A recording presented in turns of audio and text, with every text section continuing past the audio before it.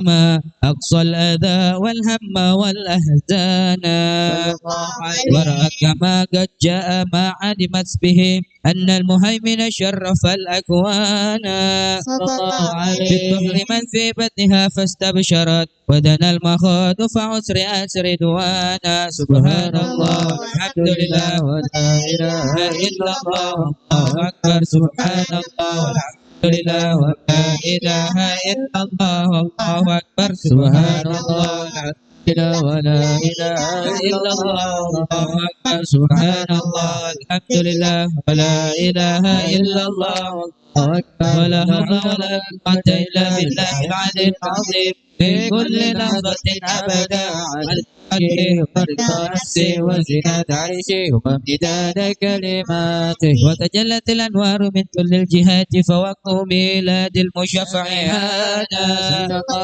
وقبيل الفجر أبرزت شمس الهدى ظهر الحبيب مكرما ومصانا صلى الله على محمد صلى الله عليه وسلم صلى الله على محمد يا ربي صل وسلم يا نبي سلام عليك يا رسول سلام عليك يا حبيب سلام عليك صلوات الله عليك الله يا نبي سلام عليك يا رسول عليك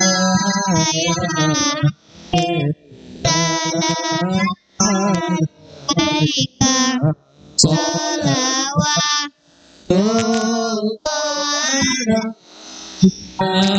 أبرز الله المشفع صاحب القدر المرفع ودنا نور النوى عمكم لا الكون أجمع الله يا نبي سلام عليك يا رسول سلام عليك يا حبيب سلام عليك صلوات الله عليك نكست أصنام الشركين وبنا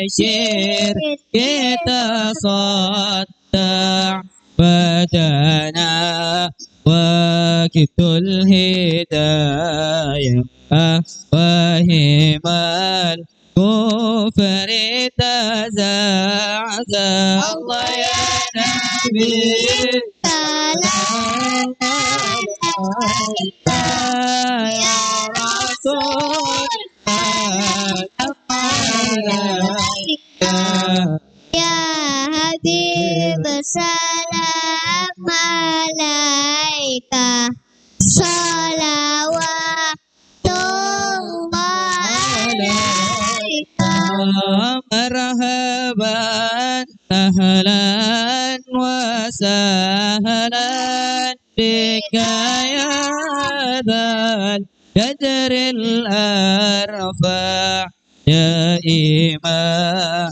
أهل الرسالة من به الآفات تدفع الله يا نبي سلام عليك يا رسول سلام عليك يا حبيب سلام عليك صلوات الله عليك أنت في الحشر ما كن لك كل الخلق تفزع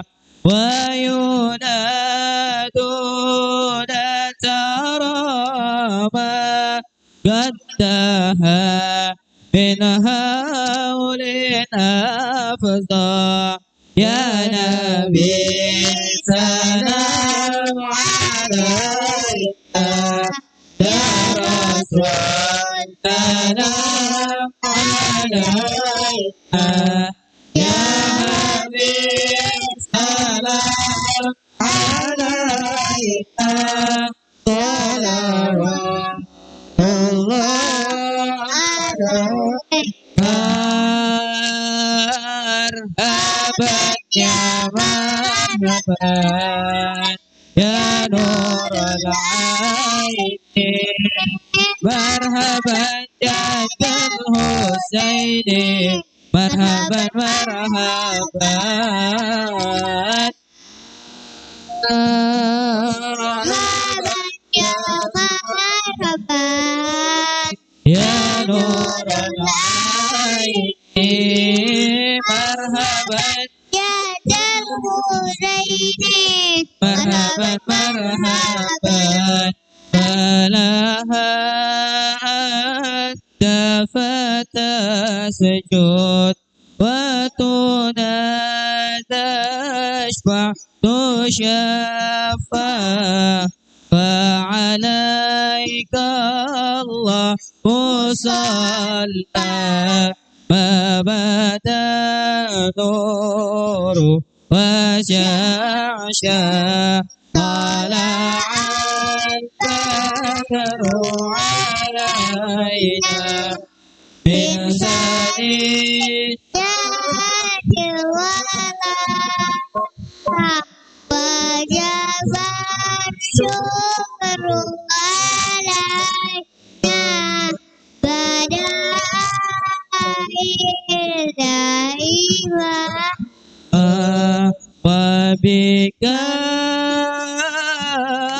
رحمن ونسأل وإله العرش يسمع وبك رحمن نسأل وإله العرش يسمع صلى الله عليه محمد مرحبا رسول الله عليه وسلم يا حبيب الله الله على محمد ترهب صلى الله عليه وسلم ربي فاغفر لي ذنوبي يا الله ببركات الهادي شفع يا الله ربي فاغفر لي ذنوبي يا الله ببركات الهادي مشفع يا الله يا عظيم المن يا رب يا الله الله شملنا بالمصطفى اجمع يا الله ربي فاغفر لي ذنوبي يا الله ببركات الهادي شفع يا الله وبه فانظر إلينا يا الله واعطينا به كل مطمع يا الله ربي فاغفر لي ذنوبي يا الله ببركة الهادي المشفع يا الله واكفينا كل البلايا يا الله وادفع الآفات وارفع يا الله ربي فاغفر لي ذنوبي يا الله ببركة الحي المشفع يا الله صلى الله على محمد صلى الله عليه وسلم صلى الله على محمد صلى الله عليه وسلم واسقنا يا رب أجثنا بها ينهى الطالي يرمى صلى الله على محمد صلى الله عليه وسلم واختم العمر بحسنى واحسن العقبى ومرجع صلى الله على محمد صلى الله عليه وسلم وصلاة الله تغشى من له الحسن تجمع صلى الله على محمد صلى الله عليه وسلم أحمد طهرا وآله والصحابة ما سناشا صلى الله على محمد صلى الله عليه وسلم صلى الله على محمد يا ربي صل وسلم.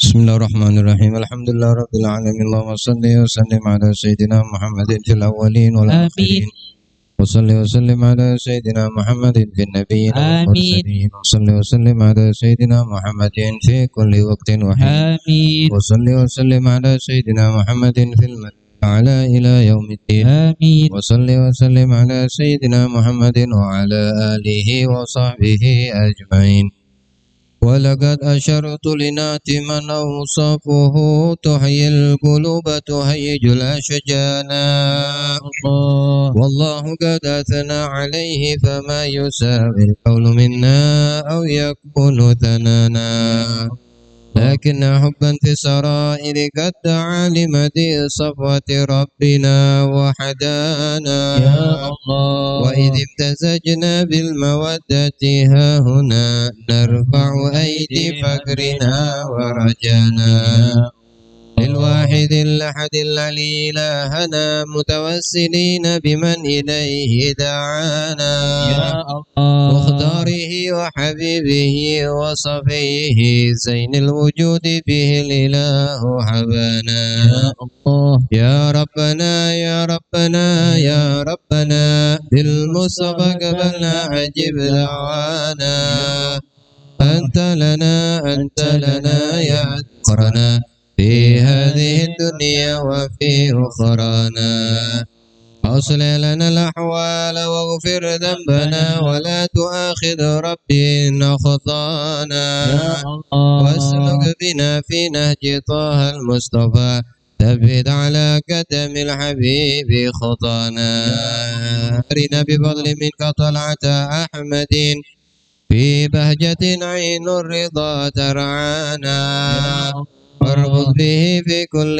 حال حبلنا وحبال من وتى ومن والانا والمحسنين ومن أجاب نداءنا ذوي الحقوق وطالبا أوصانا والحاضرين وساعيا في جمعنا ها نحن بين يديك أنت ترانا ولقد رجوناك فحقق سؤلنا واسمع بفضلك يا سميع دعانا وانصر بنا سنة طه في بقاع الأرض واجمع كل من أتانا وانظر إلينا واسقنا كأس الهنا واشفي وعافي عاجلا مرضانا وقضي لنا الحاجات واحسن ختمنا عند الممات وأصلحا عقبانا يا ربي واجمعنا وأحبابا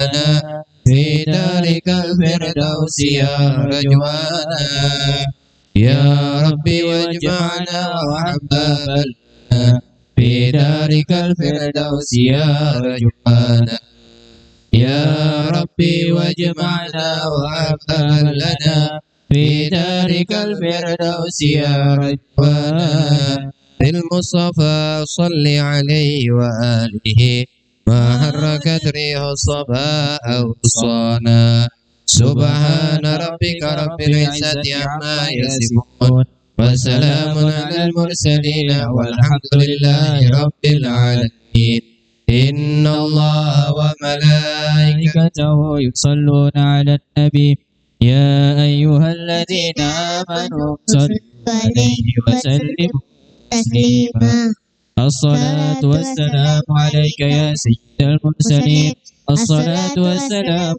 عليك يا خاتم النبيين الصلاة والسلام عليك يا من أرسله الله رحمة للعالمين ورضي الله تعالى عن أصحاب رسول الله أجمعين آمين سر الفاتحة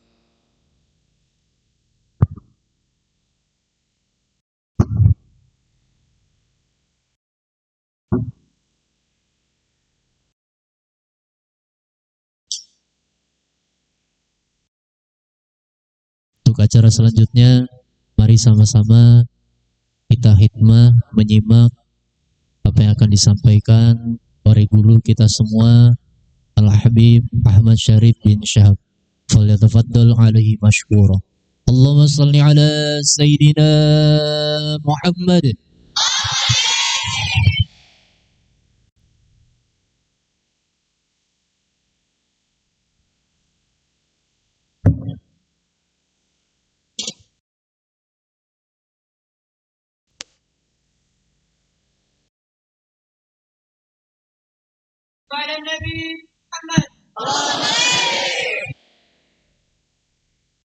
Assalamualaikum warahmatullahi ta'ala wabarakatuh. Alhamdulillahi rabbil alamin. Alhamdulillah bini'matil ijad, bini'matil imdad, bini'matil iman wal islam. Allahumma salli ala Sayyidina Muhammad wa ala ali Sayyidina Muhammad. Yang sama-sama kita hormati guru kita yang mulia Al-Habib Ahmad Syarif bin Syahab, yang mudah-mudahan Allah selalu memberi kesehatan kepada beliau. Amin ya Allah ya Rabbal Alamin. Dan mudah-mudahan kita semua yang hadir pada malam hari ini mendapatkan barokah dari cucu Rasulullah Sallallahu Alaihi Wasallam. Amin ya Allah ya Rabbal Alamin.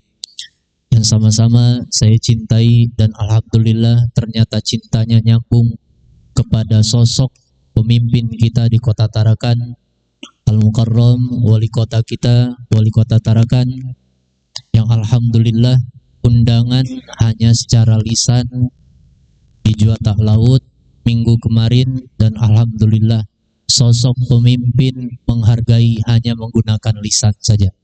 Ini patut kita syukuri, patut kita banggakan. Pemimpin kita tidak melihat rakyat yang di atas saja. Hanya secara lisan saya menundang di Juwata Laut, alhamdulillah beliau datang pada malam hari ini.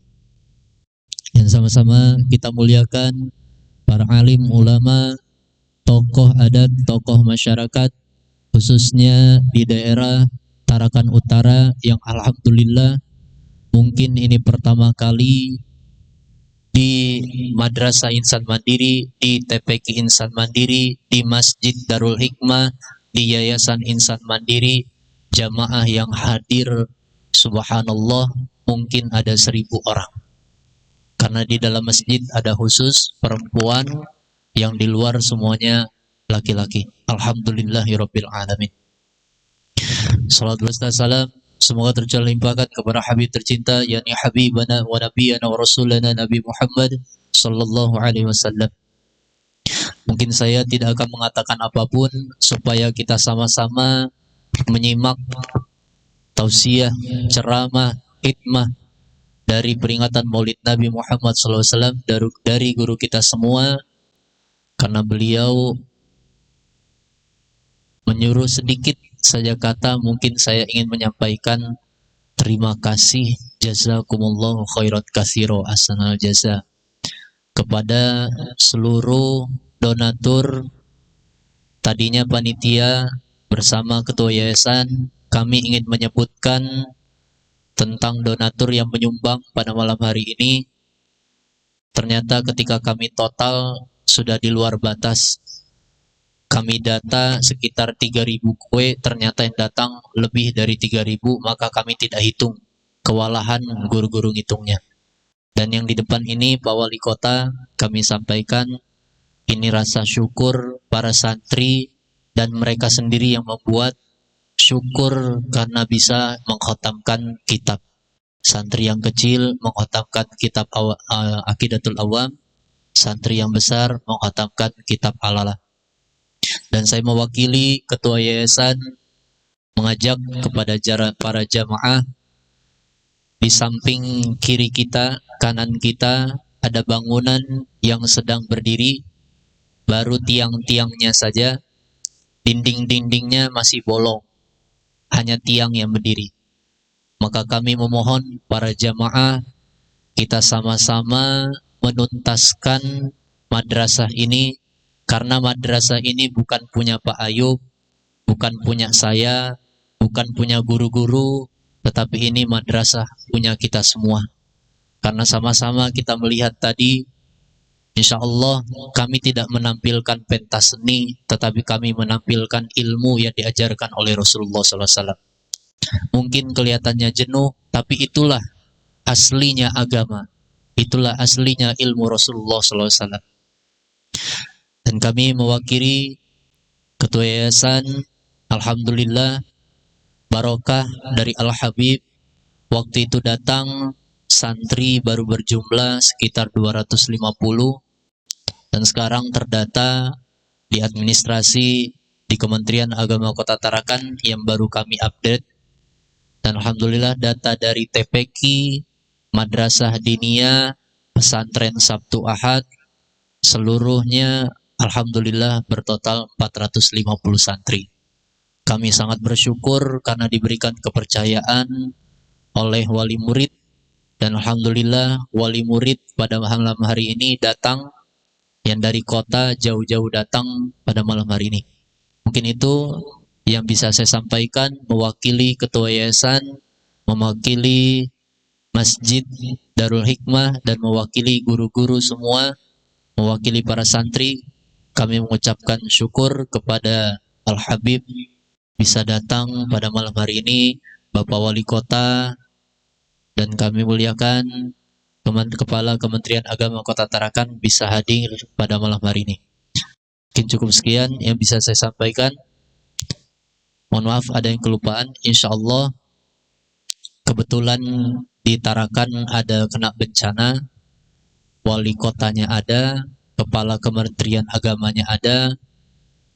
Alhamdulillah cucu Rasulullah SAW ada pada malam hari ini. Kami memohon keikhlasannya seperti yang kami sebar di media sosial. Insya Allah di acara penutup kita akan menyumbangkan harta yang bisa kita berikan untuk keluarga kita, saudara muslim muslimat yang sedang kena musibah di Sebengkok. Insya Allah nanti akan dipimpin langsung oleh Al-Habib sekalian mendoakan saudara kita di Kota Tarakan. Allahumma fiqh lakum thoriq. Wassalamualaikum warahmatullahi ta'ala wabarakatuh.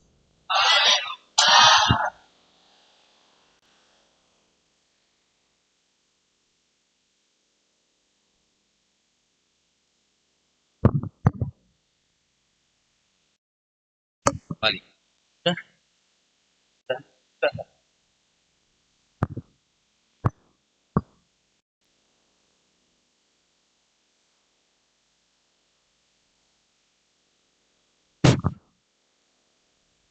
Assalamualaikum warahmatullahi wabarakatuh. Bismillahirrahmanirrahim. Alhamdulillahirabbil alamin. Wassalatu wassalamu ala sayyidina Muhammadin sayyidil anbiya wal mursalin wa ala alihi mutahharin washabi ajma'in wat tabi'in wat tabi'in wa man tabi'ahum bi ihsan ila yaumiddin. Alhamdulillah, pada malam hari ini sebagai pembukaan sudah kita bacakan kitab daripada Maulid Nabi kita Nabi Muhammad SAW yang merupakan salah satu Thariqah Ahlussunnah wal Jamaah. Kemudian kita lanjutkan sedikit daripada bagian Thariqah Ahlussunnah wal Jamaah, yaitu pembacaan daripada kitab-kitab ulama-ulama yang terdahulu, yaitu kitab daripada karangan Al-Habib Abdullah bin Ali Al-Haddad, sebagaimana yang sudah kita dengarkan merupakan amalan yang diamalkan di pesantren ini adalah Ratib Al-Haddad. Sekalian kita bacakan kitab daripada Al-Habib Abdullah bin Al-Haddad, yaitu kitab Nasaid Diniyah wal Wasail Imaniyah. Qala Al-Habib Abdullah bin Al-Haddad fi kitab Nasaid Diniyah wal Wasail Imaniyah ila qaulihi radhiyallahu ankum wa qala radhiyallahu an. Tsumma lam rahimakallah anna lil alimil amil bi ilmihi al ma'dudi indallah wa rasulihi min ulama iddin wa ulama al-akhirah alamatin wa amaratin tufarraqu bainahu wa bainal alim al-mukhallid al-ma'dud indallah wa rasulihi min ulama il-lisan wal al-muttabi'in lil hawa al-mu'thirin ad-dunya ala al-uqba fa min alamatil alim al-ma'dud min ulama il-akhirah ayyakuna khashi'an mutawadi'an khaifan wajilan mushfiqan min khasyatillah zahidan fid dunya qani'an bil yasiri minha mumfiqan lil fadili an hajatihi mimma fi yadihi nasihan li ibadillah syafiqan alaihim rahiman bihim amiran bil ma'ruf nahiyan 'anil munkar musari'an fil khairat mulaziman lil ibadat dalan 'alal khair da'iyan ilal huda da samtin wa ta'datin wa waqarin wa sakinatin wa husnil akhlaq wasi'is sadri layyinil janibi mahfudil janahi lil mu'minin la mutagabbiran wa la mutajabbiran wa la tami'an finnas wa la harisan alad dunya wa la mu'siran laha alal akhirah wa la jami'an lil mal wa la mani'an lahu an haqqihi wa la fadlan wa la ghalidha wa la mumariyan wa la mujadila wa la muhasiman wa la qasiya wa la si'al akhlaq wa la dhayiqas sadr wala mudahinan wala mukhadi'an wala ghasyan wala muqaddiman lil aghniya 'alal fuqara wala mutaraddidan ila salatin wala sakitan 'anil inkari 'alaihim al qudrah wala muhibban lil jah wal mal wal wilayat wal yakunu karihan lidzalika kullih la yadkhulu fi syai'in minhu wala yulabisu illa min hajatin aw daruratin.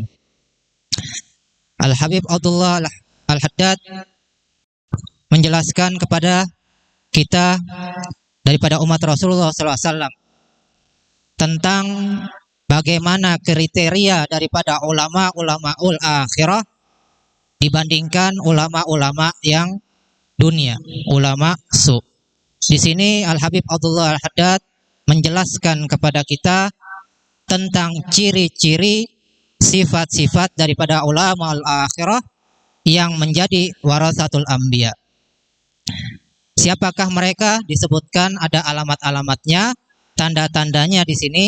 Di antaranya adalah bahwasanya ulama yang dikatakan ulama su, ulama dunia yang mengikuti hawa nafsunya. Kemudian di antaranya lagi mementingkan dunia dibandingkan akhirat.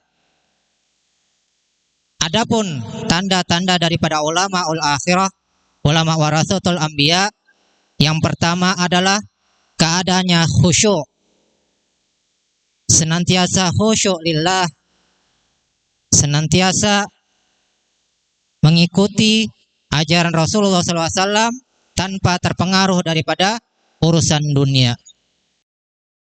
Itu yang pertama. Ya. Kemudian yang kedua, senantiasa bersifat tawadhu. Kemudian yang ketiga, takut kepada Allah Subhanahu wa taala. Wajilan musyfiqan min khasyatillah, dan selalu khawatir terhadap takutnya kepada Allah Subhanahu wa taala. Kemudian lagi bersifat zuhud di dunia. Dan ditambah lagi bersifat qanaah dengan yang sedikit. Ditambah lagi selalu melebihkan daripada hartanya, dibagikan kepada orang-orang yang memerlukan. Ada kelebihan hartanya, senantiasa dia berikan kepada yang memerlukannya.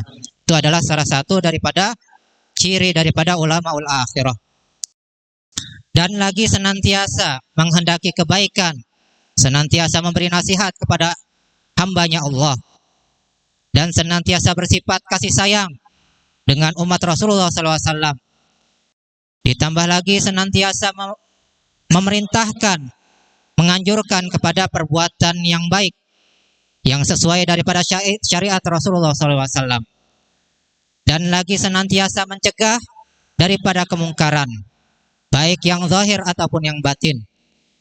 Dan senantiasa bersegera di dalam kebaikan dan melazimkan beribadah kepada Allah Subhanahu wa taala, dan lagi selalu menunjukkan kepada kebaikan dan juga selalu mengajak kepada petunjuk Allah Subhanahu wa taala.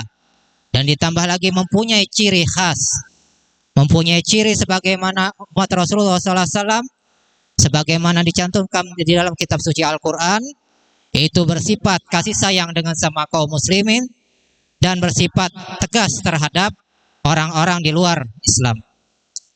Dan ditambah lagi bersifat tenang, dan ditambah lagi sifatnya baik akhlaknya dan hati yang luas. Hati yang luas dimaksud di sini adalah selalu memberikan maaf kepada orang-orang yang mempunyai kesalahan terhadap mereka. Dan ditambah lagi salah satu sifat mereka bersifat lemah lembut dengan orang-orang di sekitarnya, baik istrinya, anak-anaknya, tetangganya, bersifat lemah lembut. Dan senantiasa menundukkan ketinggian dirinya terhadap kaum yang beriman. Jadi selalu menundukkan atau bersifat tawadhu terhadap sesama orang-orang yang beriman.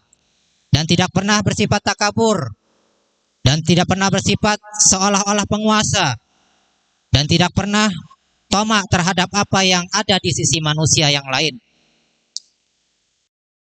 Dan ditambah lagi mereka tidak pernah mengharapkan, tidak pernah tamak terhadap apa yang ada di dunia ini. Dan lagi sifat mereka selalu mementingkan akhirat dibandingkan dunia. Dan lagi di antara sifat ulama-ulama akhirat, mereka tidak mengumpulkan harta dan tidak mencegah daripada hak-hak harta tersebut. Yaitu di antara hak-hak harta tersebut adalah zakat, yaitu zakat mal ataupun zakat fitrah. Tidak pernah mencegah, tidak pernah pelit daripada hak Allah Subhanahu wa taala. Dan lagi di antara sifatnya tidak kasar. Dan di antara sifatnya lagi tidak pernah bersifat mengharapkan pujian manusia. Dan tidak pernah mementingkan bermujadalah, berdebat. Dan tidak pernah mengharapkan permusuhan bersama orang-orang yang beriman. Dan sifatnya tidaklah keras, dan tidak bersifat akhlak yang jelek, dan hatinya tidak sempit, dan tidak pernah mengekali terhadap perbuatan dosa, dan tidak pernah bersifat menipu, dan tidak pernah menipu di dalam muamalatnya sesama manusia, dan tidak pernah mengutamakan orang-orang yang kaya dibandingkan orang-orang yang fakir, dan tidak pernah mementingkan berbolak-balik mendatangi penguasa-penguasa yang zalim untuk kepentingan dunianya, dan tidak pernah berdiam terhadap kemungkaran apabila mereka mampu untuk mencegahnya, dan tidak menyukai pangkat dan harta dan kedudukan, dan mereka benci terhadap hal-hal tersebut, dan tidak pernah masuk hal tersebut di dalam hati mereka sedikit pun, kecuali yang sesuai dengan hajat mereka dan dalam keadaan darurat. Mudah-mudahan kita bisa menemukan ulama-ulama yang akhirat, ulama-ulama warasatul anbiya, bisa mengikuti jejak-jejak para ulama-ulama yang demikian, sehingga kita sampai kepada hadirat Rasulullah SAW, bisa mengikuti jejak Rasulullah SAW sesuai dengan bimbingan ulama-ulama yang dikatakan warasatul anbiya ataupun ulama-ul akhirah. Mudah-mudahan kita istiqomah di dalam jalannya ini, jalan Rasulullah SAW, dan sampai husnul khatimah. Itu dulu yang disampaikan. Mudah-mudahan kita mendapatkan manfaatnya. Wal afu minkum wallahu subhanahu wa ta'ala alam.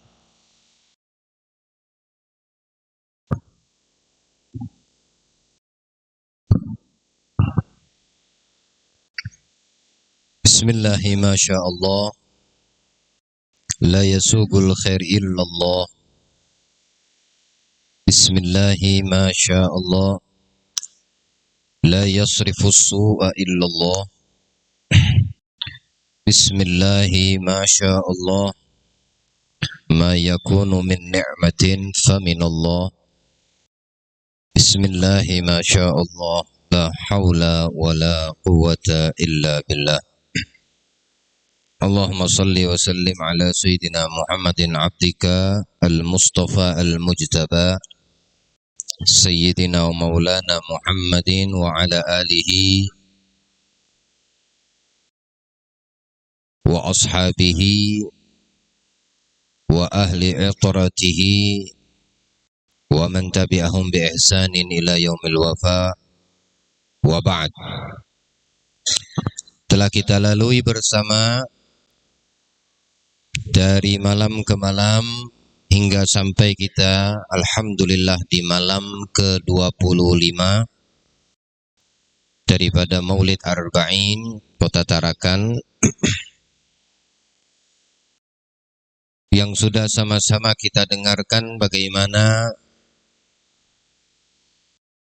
di tahun ke-9 minal hijrah Nabi kita Muhammad sallallahu alaihi wasallam yang dinamakan tahun ke-9 tersebut dengan Amil Wufud, tahun banyaknya gelombang kelompok daripada orang-orang Arab dan mereka yang berada di Jazirah Arab mendatangi Nabi sallallahu alaihi wasallam untuk beriman kepada Allah, untuk mengikrarkan dua kalimat syahadat, untuk mempelajari syariat Islam yang dibawa oleh Nabi kita Muhammad sallallahu alaihi wasallam, sampai kepada tiba dan datangnya Wafdut Thaqifah, suku Bani Thaqifah, yang kita semua mengetahui suku Bani Thaqifah ini adalah salah satu suku Arab yang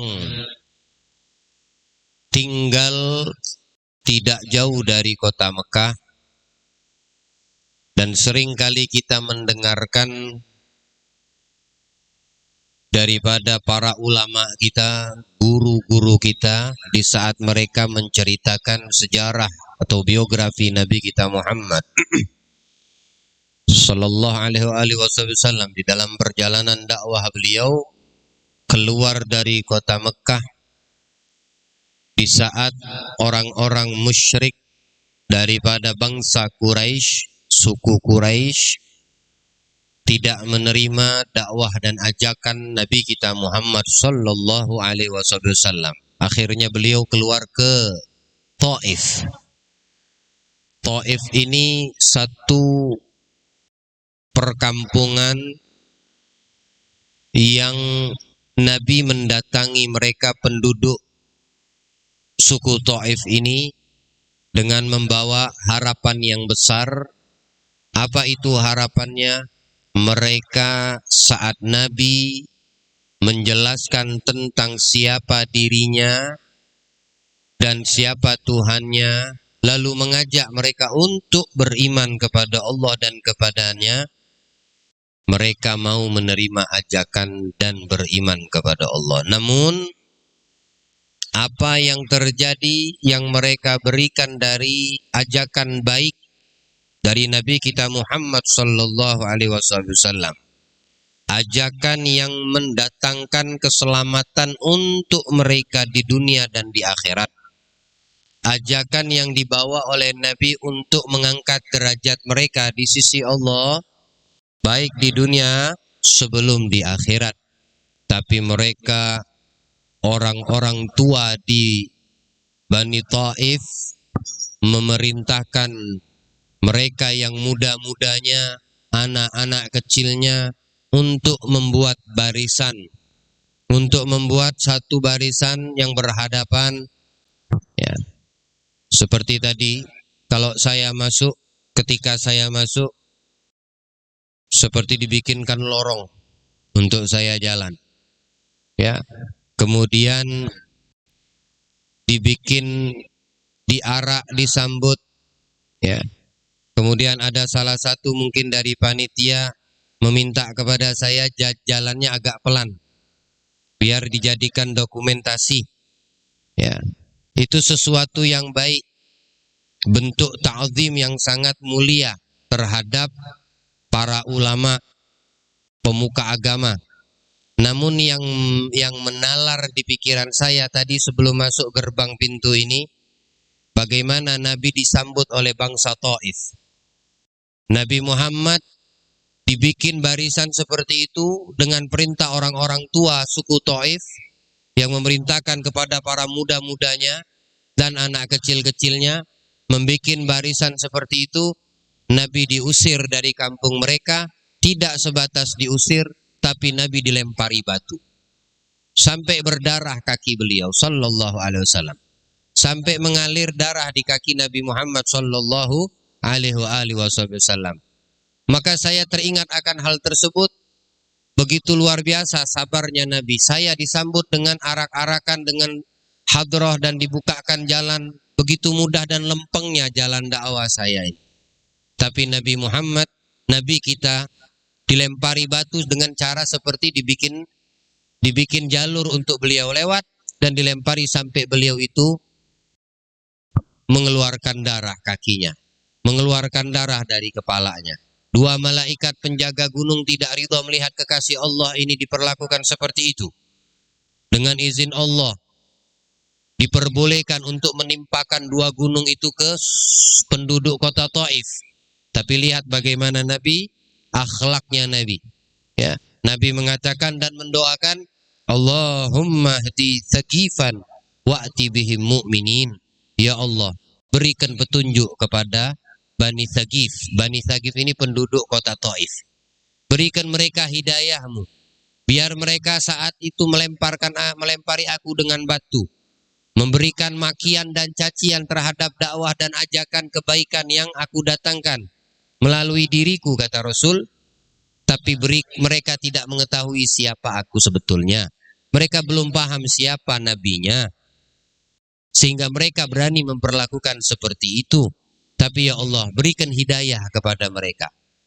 Tuntun selalu mereka penduduk Taif, dan datangkan kelak mereka ke hadapanku dalam keadaan mereka ingin beriman kepadamu. Doa Nabi Shallallahu Alaihi Wasallam sekian tahun yang lalu, bertahun-tahun sebelum Nabi hijrah ke kota Madinah. Sampai tahun ke-9 setelah hijrah, maka dari bangsa Taif ini, ya, Bani Thaqifah mengutus utusan untuk menghadap ke Rasulullah di kota Madinah dan mempelajari syariat Islam, mempelajari daripada agamanya Allah Ta'ala. Ada besar kemungkinan mereka untuk beriman kepada Allah Subhanahu wa Ta'ala dan Nabi Muhammad Sallallahu Alaihi Wasallam.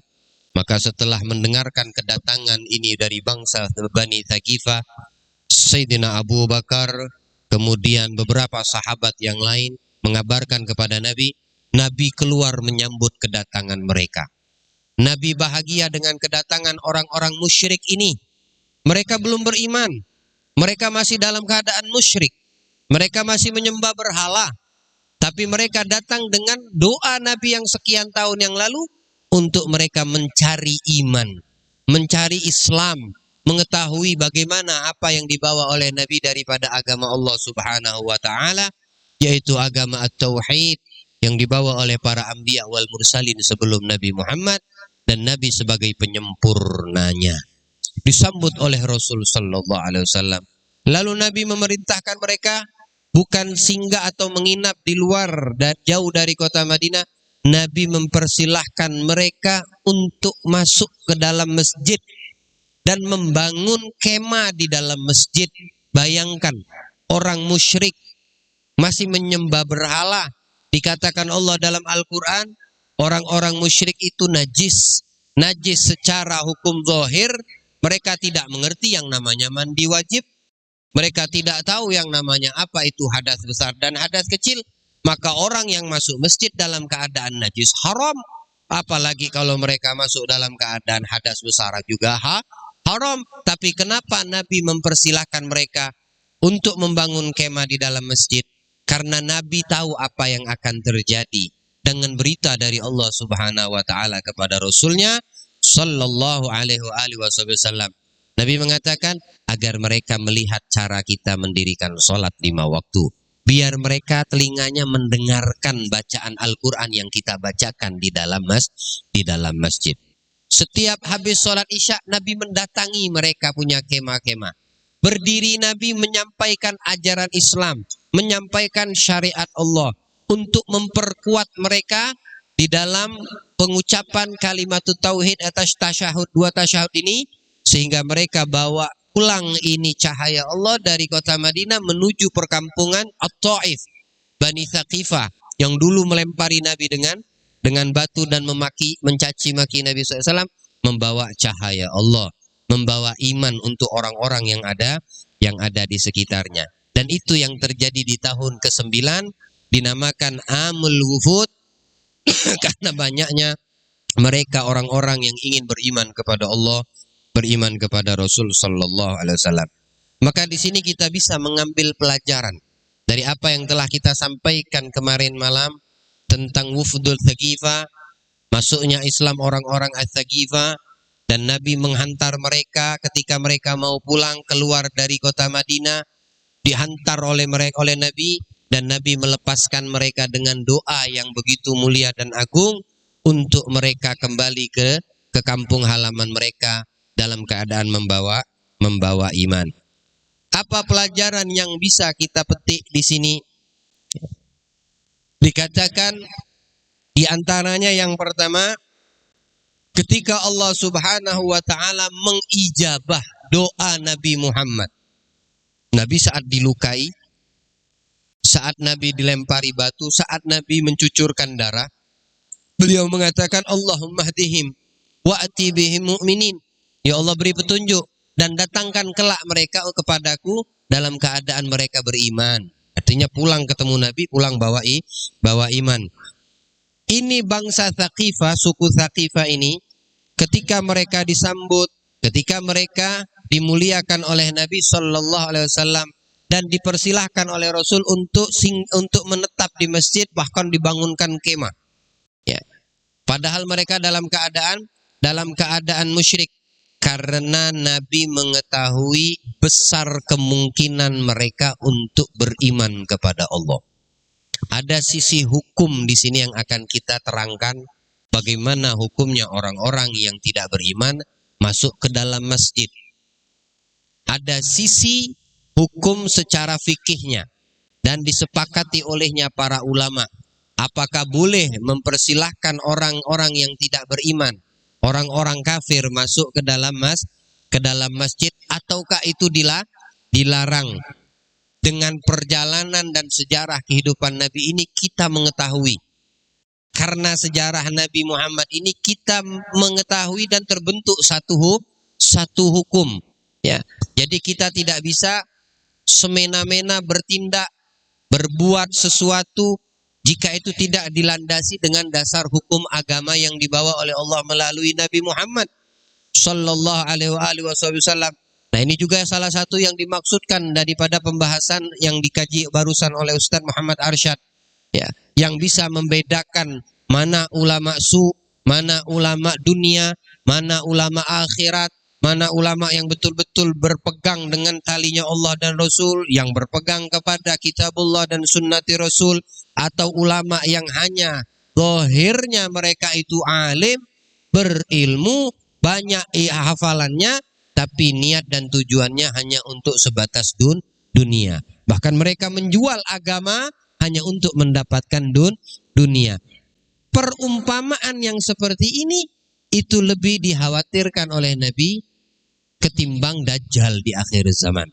Kalau Dajjal terang-terangan menyesatkan umat manusia, Tapi ulama, dia berkedokkan ilmu, berkedok alim, berkedok walaupun hafal Al-Quran, walaupun dia hafal banyak hadis, tapi niat dan maksudnya itu salah, hanya untuk mendapatkan dunia. Menjual akhiratnya, menjual Al-Quran, menjual sabda Rasul untuk mencapai tujuan dan maksudnya. Ini lebih ditakuti oleh Nabi Sallallahu Alaihi Wasallam daripada fitnahnya Dajjal. Dajjal udah jelas-jelas, tapi ulama su ini, nah ini yang bahaya. Jadi bagaimana kita membedakan antara ulama yang tidak betul, ulama yang betul-betul? Lihat, ya, lihat. Kalau mereka memang melangkahkan langkah kakinya tidak keluar daripada jalur Allah dan Nabi Muhammad. Ya, bukan karena banyak sedikit daripada siapa yang ikut dan menjadi jamaahnya yang hadir ke majelis dan pengajian, lah. Tapi lihat bagaimana cara si ulama orang alim ini di dalam kesehariannya. Ya, sebagian para ulama kalau di masa-masa akhir masa zaman kita saat ini, ya, membedakan antara ulama dunia sama ulama akhirat. Kalau ulama iman mereka itu ada di amplopnya. Tapi kalau ulama akhirat, mereka tidak peduli akan hal tersebut. Mereka memang betul-betul ikhlas dengan apa yang diajarkan, yang dibawakan melalui apa yang telah mereka pelajari untuk satu tujuan, mengharap ridho Allah, membahagiakan Nabi Muhammad. Tidak ada embel-embel yang berbau dunia. Ini yang mesti kita jadikan panutan. Ini yang harus kita jadikan tauladan. Ini yang harus kita jadikan murabbi. Mereka yang akan menyelamatkan kita di akhirat. Bukan di dunia, di akhirat mereka akan menyelamatkan. Di dunia kita mendapatkan keselamatan di atas bimbingannya, di atas ajaran yang dibawa olehnya. Nah, jadi harus kita bisa membedakannya. Nah, orang-orang yang tidak beriman ini masuk ke dalam masjid. Ya, kalau seandainya mereka yang memvonis atau mengambil satu fatwa hukum, tiba-tiba langsung mengharamkan atau membolehkan. Ya, mengharamkan, menghalalkan, membolehkan atau tidak bolehkan. Ya, nah yang seperti ini yang kita takutin. Ya, terkadang dijadikan satu unsur, ada di situ maksud dan tujuan yang tidak baik. Tapi orang yang betul-betul di dalam kajiannya, menuntut ilmunya sesuai dengan apa yang telah digariskan oleh guru-gurunya, kiai-kiainya, para ulamanya yang bersambung sanad mereka sampai ke Rasulullah Sallallahu Alaihi Wasallam, mereka tidak akan mengeluarkan satu kalimat dari lisannya kecuali mereka telah berpikir matang-matang apa yang akan diucapkan oleh mereka. Tidak mengikuti hawa nafsunya, tidak mengikuti apa yang terlintas dari pikirannya, atau mengatakan menurut saya boleh. Nah, menurut saya boleh. Nah, ini tidak betul yang seperti itu. Ya. Yang pertama, jawazu inzalil musyrik fil masjidi. Diperbolehkan. Ya. Al-Imam Asy-Syaikh Muhammad Ramadan Al-Buti di dalam kitabnya ini Fiqh Sirah An-Nabawi, ya, mengatakan hukum daripada orang musyrik masuk ke dalam masjid, ya, diperbolehkan idza kana, dengan catatan, ya. Jadi bolehnya ini bukan mutlak. Bolehnya ini ada tafsil. Bolehnya ada rinciannya. Apa diantaranya? Idza kana yurja islamu wa hidayatuh. Jika seandainya diharapkan atau besar kemungkinan atas diri orang musyrik ini, ya, dia masuk Islam. Dia masuk Islam. Karena ada gambaran orang yang masuk masjid daripada orang-orang kafir, mau laki itu mau perempuan, cuma untuk melihat ornamen, keindahan, melihat ini batunya dari mana, kemudian ukirannya di mana, ya. Tidak ada kecil daripada harapan untuk dia masuk Islam. Nanti dijelaskan di sini. Ya. Tapi kalau kemungkinan besar dia akan mendapatkan hidayah, petunjuk, iman, wal Islam, maka para ulama memperbolehkannya. Ya. Kenapa? Mana dalil dan landasannya? Landasannya mereka Bani Thaqifah. Ya. Bahkan Nabi SAW yang menempatkannya di dalam masjidnya beliau, Masjid Nabawi, dibangunkan kemah di situ. Ya. Padahal mereka musyrik, tapi Rasul melihat besar kemungkinan daripada mereka datang ini untuk masuk Islam. Ya, orang musyrik. Karena mereka rombongan kelompok-kelompok yang datang kepada Nabi, yang banyak datang ke Nabi di tahun ke-9 ini, bukan saja orang musyrik. Ya. Yang pertama memang ada orang musyrik.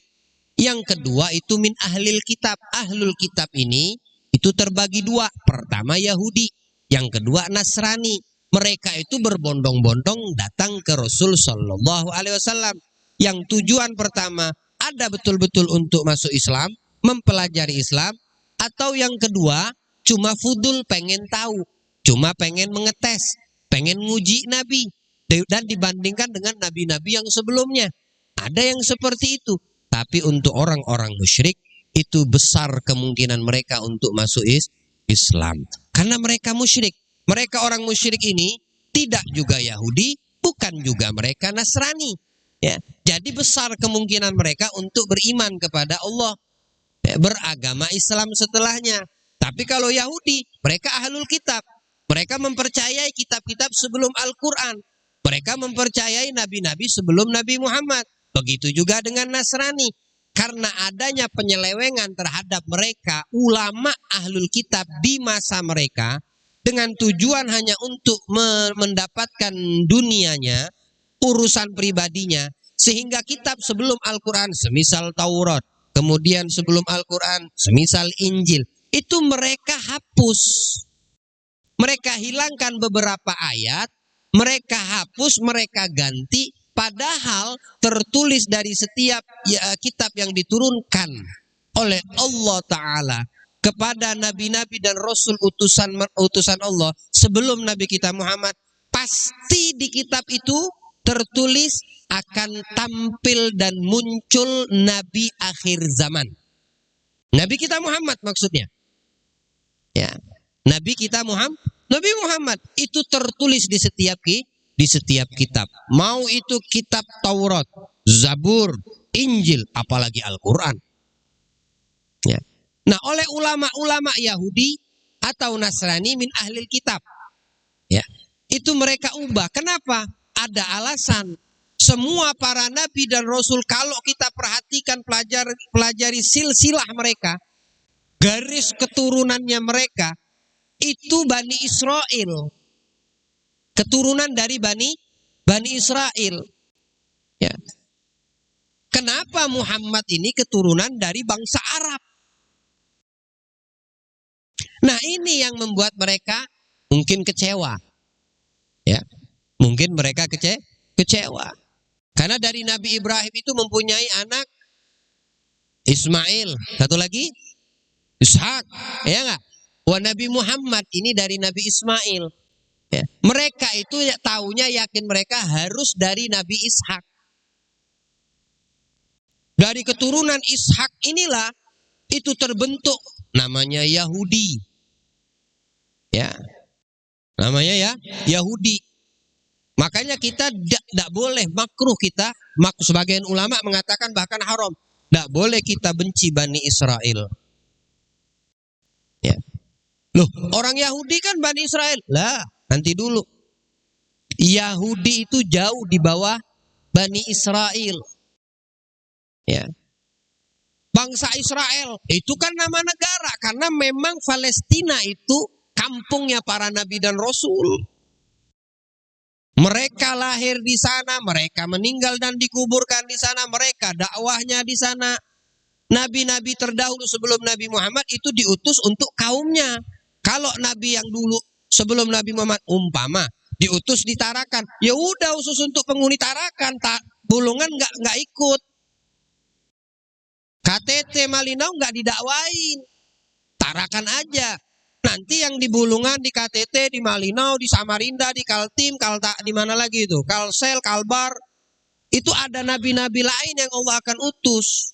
Habis-habis mereka di situ. Tapi tidak untuk Nabi kita Muhammad. Nabi Muhammad diutus lil alamin. Ya. Semesta alam kena di situ jin, kena di situ manusia, kena di situ binatang, kena di situ tumbuh-tumbuhan, kena di situ bebatuan, semuanya masuk ke dalam kategori dakwah Nabi kita Muhammad. Jadi Nabi tidak diutus di Tarakan, tapi diutus juga dakwah Nabi ke, kalau Nabi cuma diutus di Arab, tidaklah kita saat ini yang tinggal di Indonesia, lahir di Indonesia, tahu siapa Tuhan dan Nabi kita. Nah di sini bedanya, ya mereka tidak terima. Ya dari pecahan Ishak inilah ada terbentuk satu namanya Yahudi. Ya bahkan ulama-ulama orang-orang bangsa Yahudi dan Nasrani itu sebagian, ya tidak semua, sebagian yang masih berkomitmen dengan kitab sebelum Al-Quran, itu mereka meyakini bahwasannya Nabi akhir zaman nanti namanya Ahmad atau Muhammad itu bakal lahir di Mekah. Hijrahnya nanti ke Madinah. Kerajaannya sampai ke Syam sana. Artinya di bawah kekuasaan Nabi Muhammad Sallallahu Alaihi Wasallam. Ya, sampai ke negeri Syam sana. Saat Nabi masuk Madinah, salah satu tokoh Yahudi, ya, salah satu tokoh, dua tokoh Yahudi, satu paman, satu keponakan. Subhanallah, yang keponakan ini namanya Huyai bin Akhtab. Putrinya itu jadi istri Nabi Muhammad Sallallahu Alaihi Wasallam. Beriman kepada Nabi Muhammad, bapaknya yang enggak. Emang dasar hidayah itu atas kehendaknya Allah. Yahdi may yasha, ya. Allah memberikan petunjuk hidayah atas siapa yang diinginkannya. Ya. Kalau Allah berkehendak kepada fulan dapat hidayah dia dengan caranya Allah. Ya. Mertua Nabi itu ada yang Yahudi, itu mereka tahu. Nih kalau seandainya Muhammad masuk ke kota Madinah, ya, semua yang udah kita rintis sekian tahun, puluh tahun, dari sampai ke njit-njit datuk-datuknya kita, itu akan habis dihapus dengan syariat yang dibawa oleh Muhammad. Tahu mereka. Agama dan hukum yang akan dibawa oleh Muhammad ini akan menghapus yang sudah kita bangun, kita rintis dari awal. Di antaranya apa yang paling mereka takutkan? Yang paling mereka takutkan adalah riba. Yang berkaitan dengan riba. Ekonomi. Ya. Penyebab suku Aus dan Khazraj selalu bertikai, bertumpahan darah, itu ulahnya Yahudi. Mereka yang mengadu domba. Karena Yahudi ini dulu di bawah jajahan Romawi. Mereka tidak tidak terima dijajah seperti. Akhirnya mereka pindah dan hijrah ke Arab sampai ke kota Madinah. Ya. Di kota Madinah mereka terus turun-temurun menikahkan antara keturunan mereka dengan orang penduduk Arab di sana, berbusana pakaian dengan cara Arab, belajar bahasa Arab, tradisi adat istiadat dengan adat istiadat yang ada di bangsa Arab, ya, tapi dengan tujuan dan maksud. Ketika kedapatan satu celah Aus dan Khazraj, itu ada dendam kesumat turun-temurun dari dulu. Nah, sekarang mereka jadi kompor dan api. Yang nggak punya modal dimodalin untuk beli senjata. Yang satu kagak dimodalin. Nanti tiba waktu ronde yang kedua, fase kedua, yang tadi kalah sekarang disupport sama dia. Dikasih senjata, yang satunya kagak. Ya. Tapi dengan jaminan, dengan jaminan. Ya. Pinjamkan uang, jaminkan kebun kurma. Ya. Sampai mereka itu yang punya kebun kurma nggak mampu bayar. Jadi jangan kalian kira, ya, riba itu baru ada saat ini. Dari dulu sebelum Nabi Muhammad ada, sudah ada. Itu sistemnya orang Yahudi. Ya, sistem itu sudah sistem. Dan luar biasa. Ini luar biasa nih. Riba itu haram mereka tahu. Orang Yahudi tahu riba itu haram. Kenapa? Karena tertulis di dalam kitabnya. Sebelum Al-Quran, apalagi di Al-Quran. Ya. Mereka tahu hukum riba itu haram, tapi mereka haramkan sesama mereka. Si A Yahudi, si B Yahudi, saling pinjam. Kagak ada yang namanya riba-riba bunga-bunga. Pinjam 10.000, ya balik 10.000. Pinjam 1.000.000, ya balik 1.000.000. Tapi sama-sama Yahudi. Dan halal di luar Yahudi. Di luar Yahudi. Halal bagi mereka. Ini sudah membolak-balikkan kitab yang Allah turunkan sebelum Al-Quran. Ya. Kita banyak termakan dengan hal tersebut. Ya. Kalau Anda pelajari masalah fikih muamalah seperti asuransi, ya, seperti asuransi, coba kasih ke saya dalil, ya, yang sorry, ya, bukan aqwal ulama. Ada gol seperti ini, ada ulama mengatakan seperti ini. Lah, saya pengen yang muktamad. Kalau berkaitan dengan riba itu ada halal. Kasih saya. Bahkan para mufti di Hadramut di kota Tarim itu mereka angkat tangan untuk masalah riba. Tidak berani mereka mengatakan ada dalil yang halal. Tidak ada. Ya. Tidak ada sama sekali. Kalau ada, saya minta dalilnya biar bertambah ilmu dan kayak. Tapi yang muktamad, bukan yang gol ulama ini. Ada ulama sono, beb ulama Mesir memboleh, beb ulama Saudi memboleh. Lah, saya yang pengen muktamad. Yang muktamad itu yang 99% disepakati oleh ulama halal tentang riba. Saya minta. Ya, tidakkah Al-Quran sudah menjadi pedoman yang paling kuat? Ya. Apa di antara firman Allah, wa halallahu al-bai'a wa harrama riba? Sudah jelas itu haram riba. Ya. Dan pembagian-pembagian tentang riba itu yang paling ditakuti sama orang Yahudi. Ya. Kenapa orang-orang yang beriman kepada Allah dan Nabi Muhammad, ya, dari 100 cuma 10 yang terpengaruh tadinya? Tadinya karena kita berpegang teguh kepada hukum Allah tentang masalah riba ini. Ya. Karena mereka udah bikin sistem, ndak bakal bisa. Mau ente copot bagaimana, ndak bakal bisa. Ya. Saya mau tanya sama Pak Wali Kota. Naik pesawat tuh, beli tiket tuh Pak, ada asuransinya ndak Pak? Bisakah asuransinya itu dihilangkan Pak? Atau sudah sistem itu Pak? Sudah sistem, ndak bisa kita hilangkan. Maksudnya datang ke maskapai, Pak ini kan di tiketnya ada asuransinya. Saya nggak mau asuransinya. Saya bayar harga tiket aja. Bisakah seperti itu Pak?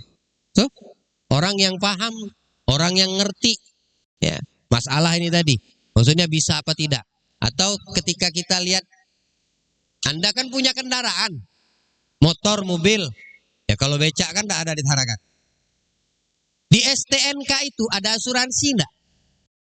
Sekarang bisa gak kalian datang ke Samsat, Pak tolong asuransinya saya tidak mau karena ini Islam mengajarkan haram asuransi. Datang ente ke Samsat, bolehkah seperti itu Pak Wali dihilangkan? Dan bisa gak kira-kira Pak Wali? Tidak bisa, kenapa? Karena udah sistem. Sistem, kalau ente beli tiket minta dihilangkan asuransi, kata orang yang punya tiket, Bapak beli pesawat sendiri aja. Terbanglah sendiri, nggak usah naik maskapai kami. Tidak bisa, itu sudah sistem namanya. Ya. Kalau udah seperti itu, ya mau ngomong apa kita? Ya. Nah, ini mungkin dalam keadaan darurat, dan dikatakan ini hukum darurat sudah. Mereka sudah kunci. Tapi ada yang bukan sistem, namun pilihan. Ya, menjadi pilihan. Contoh apa menjadi pilihan? Yang berkaitan dengan bank misalnya. Ya, yang berkaitan dengan bank misalnya. Nah, ini kan bank ini kan sentral yang punya kan Yahudi. Yang punya kendali kan orang Yahudi. Bahkan Amerika tidak bisa mengendalikan bank. Kenapa? Karena bank dunia itu yang pegang Yahudi dia tahu dengan memegang ekonomi dunia dia akan kuasai. Kata Allah, ambil. Kukasih kau dunia seisi-isinya, kata Allah. Silakan ambil. Tapi jangan harap nanti di akhirat kalian mendapatkan bagian. Karena memang tidak ada bagian untuk mereka yang tidak beriman kepada Allah. Nah, untuk kita yang beriman yang masih hidup di dunia, ada yang kuat imannya teguh, ya, ada yang setengah-setengah, ya. Dan mereka ketika mengetahui kok minim banget orang-orang yang muslim, orang Islam ini berurusan sama banknya, kok sedikit banget. Dulu, ya, kemudian diterbitkanlah dengan sistem mereka, program mereka yang berkaitan dengan bank, mengatasnamakan syariat, mengatasnamakan Islam. Tujuannya apa? Untuk memikat kita. Oh, berarti ini hukumnya hukum Islam semua nih yang diterapkan di dalam. Bank.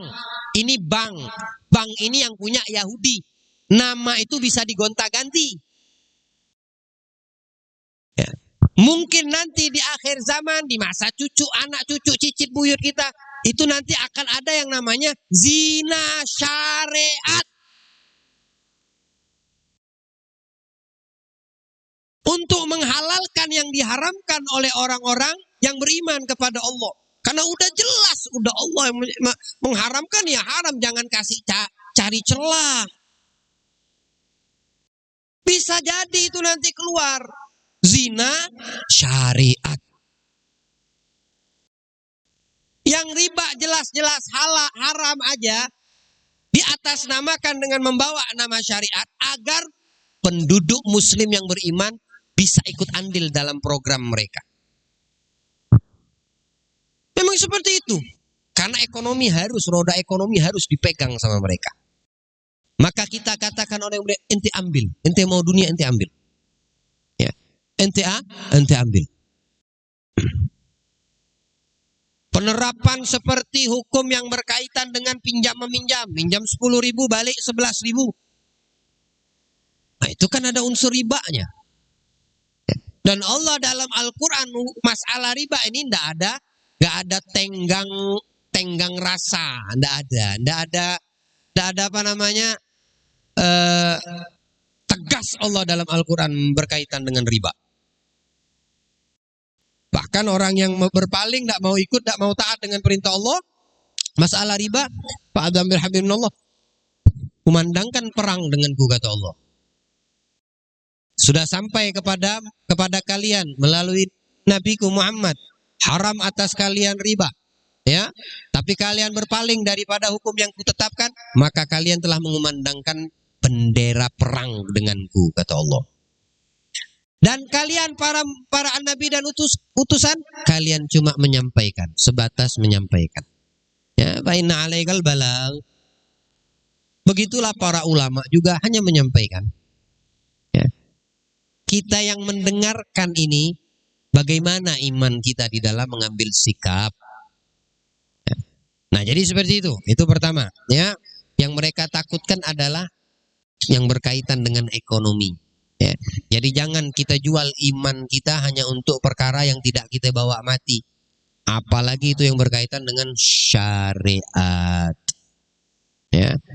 Lebih dalam dan detailnya, datangi para ulama, guru-guru, belajar hukum yang berkaitan dengan riba, belajar hukum yang berkaitan dengan halal dan haram, definisinya, detailnya, pretelannya, rinciannya. Ini kan saya menjelaskan secara global, ya, detailnya duduk betul-betul, sabar di dalam menjalani, butuh waktu, tapi sabar dan waktu yang akan kau lewati itu akan membuahkan hasil kemuliaan untuk dirimu di sisi Allah Ta'ala. Ya. Akan mengangkat derajat kita di sisi Allah. Jadi itu salah satu faktor yang ditakutkan oleh orang-orang Yahudi. Nah, yang datang ke Nabi ini selain orang musyrik, itu ahli kitab, Yahudi dan Nasrani. Al-Imam Zarkashi, beliau mengeluarkan fatwa, wa'alam annal imam ar-Rafi'i wal imam an-Nawawi rahimahullah utliga annahu yajuz lil kafir yadkhulal al-masjid ghairil haram biidznil muslim. Imam Rafi'i dan Imam Nawawi itu selalu sepakat dalam hukum bagaimana orang musyrik, orang kafir masuk masjid. Beliau mengatakan tidak haram dengan izin orang muslim. Dengan izin kaum muslimin yang ada di sekitarnya. Dimulai mungkin dari takmir masjidnya, pengurus masjidnya. Ya, ada kesepakatan. Ya, orang kafir mau masuk masjid, tapi lihat tujuannya apa.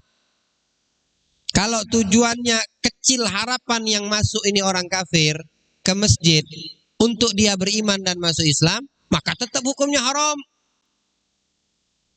Ada alasan dia mau masuk diperbolehkan. Ya. Biguyut. Boleh, tidak haram dengan izin kaum muslimin dengan catatan dan syarat. Pertama, la yakunu qad syarata alaihi fi aqdudz dzimma adamud dukhul. Tidak ada persyaratan bagi si kafir ini, ya.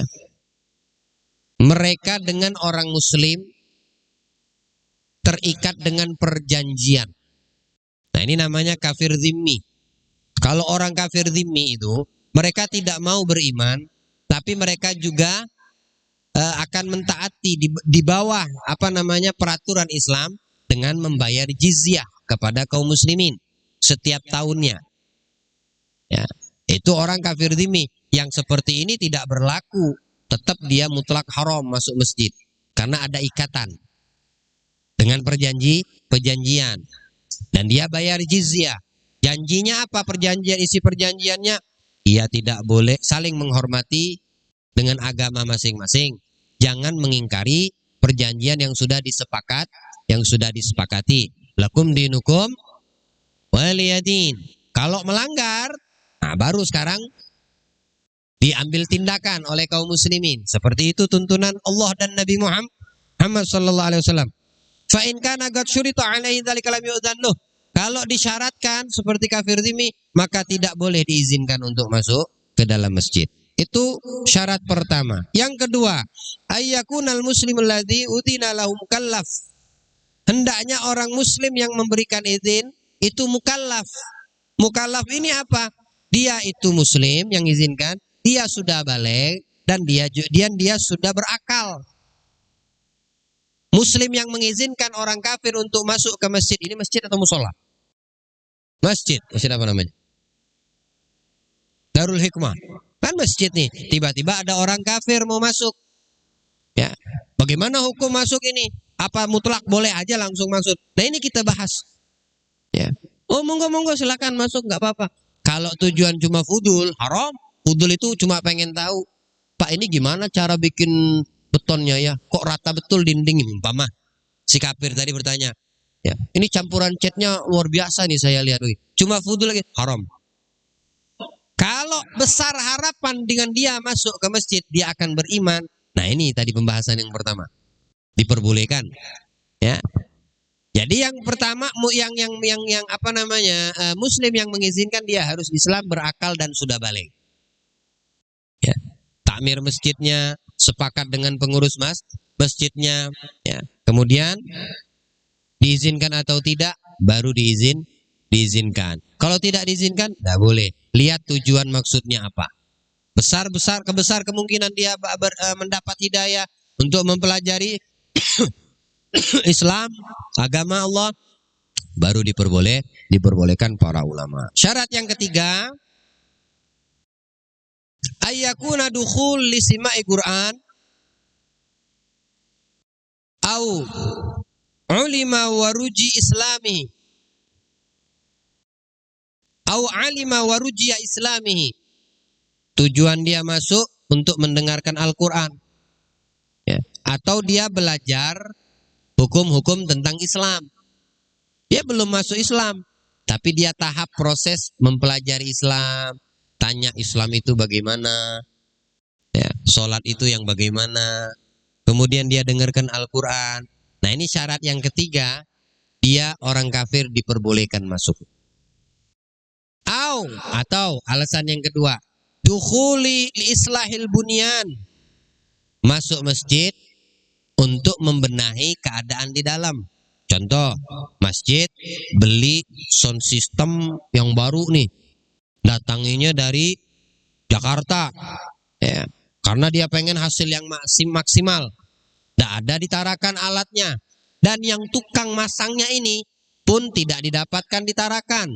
Misalnya, ya, ada yang di Tarakan yang ngerti urusan sound system, rakit dan lain sebagainya, tapi dia non Muslim. Boleh tidak dia masuk? Boleh, karena ada kemaslahatan untuk urusan di dalam masjid. Oh, atau misalnya diupah, dibayar orang kafir ini untuk membenahi bangunan masjid yang kropos, yang rusak, tempias, hujan, bocor, ya, nggak ada tukang yang lain misalnya. Adanya tukang yang paham masalah ini, tapi dia non Muslim. Nah, ini alasan kedua diperbolehkan. Ya. Wa ghadiya kalamil ghadi Abi Ali Al-Farigi annahu law dakhala li sima'il Qur'an awil ilmi wa huwa mimman la yurja. Ghadi Abi Ali Al-Farigi mengatakan kalau dia masuk tanpa ada untuk kemaslahatan masjid seperti yang sudah saya contohkan, atau masuk bukan untuk mendengar Al-Qur'an atau mempelajari Islam, dan kecil tidak ada harapan dia untuk masuk Islam, maka tetap haram hukumnya. Ya. Jadi ada alasan-alasan kenapa orang kafir itu boleh masuk ke dalam masjid. Ya. Fa amma idza sta'dzana li naum au akl, atau ada yang izin cuma numpang istirahat, numpang makan, haram. Tidak boleh. Ya. Numpang istirahat, numpang makan, numpang tidur, enggak boleh. Nah, tidak boleh juga kalau ada musafir, orang yang tidak kita kenal, misal datang dari luar kota, ya. Kemudian dia mau singgah, mau istirahat, tidak ada tempat bernaung di wilayah tersebut, ya.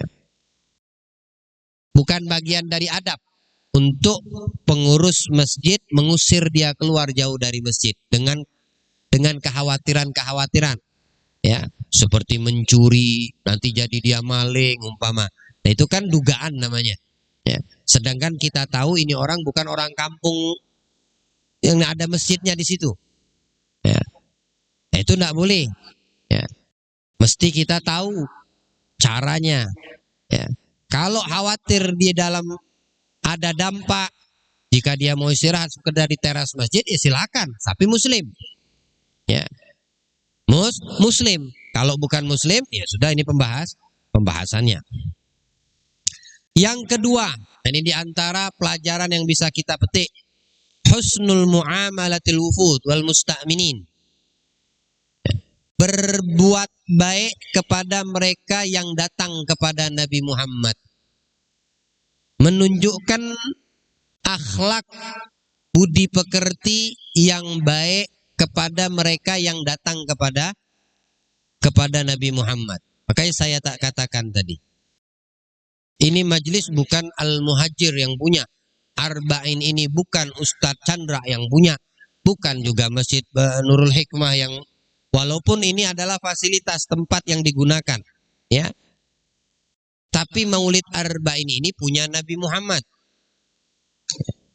Nah, di antara akhlak Nabi Muhammad, orang yang datang sebagai tamu dimuliakan. Makanya saya tadi sangat memohon para ulamanya, ya, ojo duduk di bawah. Jangan duduk di bawah. Oh, sayanya di atas, Ustadz Arsyadnya di atas, seperti Pak Wali Kota. Jangan duduk di bawah, ya. Mau dan tidak maunya kalian, saat saya mengatakan monggo naik, itu hak kalian. Tapi saya mengatakan seperti itu bagian daripada adab dan etika serta akhlak Nabi Muhammad. Nabi, orang-orang musyrik datang dimuliakan nama Nabi, apalagi yang beriman. Kira-kira paham sampai di situ? Kalian mau dan tidak mau itu hak kalian. Ya. Misal ada ulama duduk di bawah, saya di atas, atau posisinya sebaliknya. Ya. Karena saya kan tidak tahu, yang saya tahu cuma Ustadz Chandra di sini. Yang saya tahu cuma Pak Wali Kota. Yang saya tahu, yang ulama yang lain tidak tahu saya siapa. Guru yang ngajar pesantren itu adalah pewaris Nabi Muhammad, wajib dimuliain. Jika orang musyrik aja dimuliakan sama Nabi karena mereka datang ke Nabi Muhammad, wah Anda kita semua sekalian ini datang ke majelisnya Rasulullah. Ya. Dan akhlak Nabi tunjukkan kepada mereka para sahabat di masa itu dan orang setelahnya hingga di zaman kita saat ini, bagaimana cara memuliakan tamunya Rasulullah. Apalagi kalau di situ ada orang ahlul ilm. Masalah yang diajak mau dan tidak mau bertahan tetap di bawah itu urusannya dia. Ya, tapi ini bagian dari akhlak. Ini bagian yang diajarkan dari sunnah Nabi Muhammad sallallahu alaihi wasallam. Syukur-syukur tadi saya minta banyak yang ada. Ya. Kalau tidak semua mungkin saya ngadakan di bawah. Saya duduk juga di bawah. Jadi tumpengnya di belakang kita. Makanannya di belakang, telur di belakang kita semua. Apa namanya ini? Malai. Apa? Malai. Malai yang di belakang kita. Oh, semua Pak Wali Kota, ulama, guru-gurunya, asatidz, tokoh masyarakat ngadep ke sono semua kita. Alhamdulillah mau naik ke atas. Ya. Yang kagak mau ya gak apa-apa. Ya. Gak jadi masalah. Nabi menunjukkan, mencontohkan. Maka apakah ada sebaik-baik contoh dan tauladan untuk kita ikuti selain Kanjeng Nabi? Mana ada? Maka kita mengikuti adabnya. Disambut sama Nabi Muhammad sallallahu alaihi wasallam orang yang datang tadi dengan sebaik-baik muamalah, ya, dengan sebaik-baik cara bergaul, ya, menyikapi. Yang ketiga, siapa yang berhak untuk menjadi imam? Kan kita sudah dengarkan malam kemarin bahwasanya sahabat Utsman ibn Abil As, ya, ibn Abil As, salah satu yang paling muda di rombongan Bani Thaqifah, tapi beliau paling banyak dapat ilmu dari Nabi, semangat mempelajari Al-Quran sampai dia dicintai oleh Nabi, maka ditunjuk dia oleh Nabi walaupun usianya muda untuk menjadi pemimpin. Balik dari Madinah ke Thaqifah ke Taif itu dia pemimpinnya Utsman bin Abil As. Kalau waktu datang ke Madinah pemimpinnya Kinana bin Abdiyalil. Wah, udah dituain. Ya, datang ke Madinah dalam keadaan musyrik. Ya. Kinana bin Abdiyalil. Tapi ketika mereka sudah masuk Islam, pulang ke Taif, yang ditunjuk sama Nabi siapa? Yang paling muda di antara mereka yang hadir. Namanya Utsman bin Abil As. Kenapa Nabi menunjuknya menjadi amir, menjadi pemimpinnya? Karena Utsman ini orang yang paling banyak dapat ilmu Al-Quran dari Nabi. Ya. Dan layak untuk diutamakan menjadi pemimpin. Ya. Nah, itu alasan yang berikutnya. Dan yang datang daripada orang-orang yang Ahlul Kitab 60 orang. 60 orang datang ke Nabi sallallahu alaihi wasallam. Apakah tujuan mereka sama dengan orang musyrik? Nah, di sini kita membedakan. Ya. Ahlul Kitab terbagi menjadi dua, Yahudi atau Nasraninya. Mereka datang cuma untuk bertanya kepada Nabi. 60 orang ini cuma untuk mendapatkan mereka berkomentar, mereka bertanya. Ya, mungkin tujuannya berdebat. Anak-anaknya tolong diatur suaranya biar tidak mengganggu. Jadi saya juga tidak terlalu keras mengangkat suara. Adik-adiknya dengarkan ya sejarahnya Nabi Muhammad ya. Jangan bikin sejarah sendiri. Nanti habis majelis baru kita boleh ngobrol. Tamam? Paham insyaallah ya? Baik. Mereka bertanya kepada Rasul tentang Nabi Isa. Lihat bagaimana mereka mau memastikan. Padahal sudah ada di dalam Injil mereka. Cuma untuk membuktikan betulkah Muhammad ini nabi yang dimaksud. Penasaran aja, sifat penasaran, sifat pengen tahu, fudul tadi. Ya, fudul itu haram hukumnya. Ya, hatta pada diri kita juga sifat fudul enggak boleh. Tahu fudul itu cuma pengen tahu urusan orang. Pengen tahu kekurangan orang. Ya, duduk majelis, minum kopi sama rokok sama pisang, sanggar, sambal, ngomongin ngerumpiin orang. Ada info apa nih hari ini? Oh, bagaimana? Kayaknya di sana begini. Kau tidak dengarkah berita hari? Apa manfaatnya? Kotor hati iya. Kotor kuping iya, pasti kotor hati. Mendengarkan yang tidak semestinya kita dengarkan.